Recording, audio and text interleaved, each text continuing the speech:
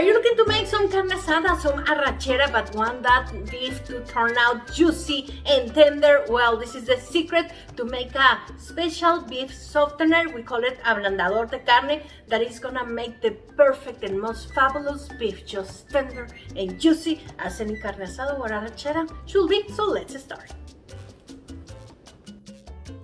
This is a natural Mexican tenderizer. Bring on the papaya. First, we're gonna take off the skin. You can use a potato peeler or a knife.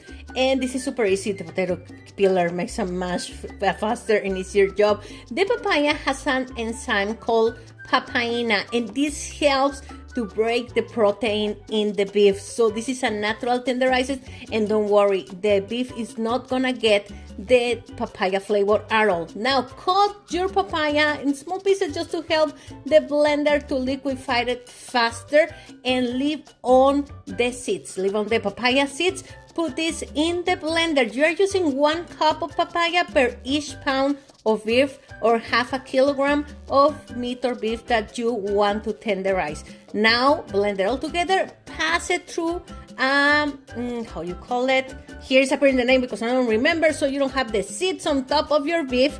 And now just spread it all over your beef. Now what can you do? This is great for arrachera or any kind of meat that you want to make in the barbecue, and probably is the protein is just too not tender at all. Well, another way, you can put inside a bag, or you can put in a plastic container covered well, and just shake it to make sure that it's all getting the papaya. Now leave in the fridge for about 1 hour in the refrigerator, or leave it you can leave it overnight with no problem.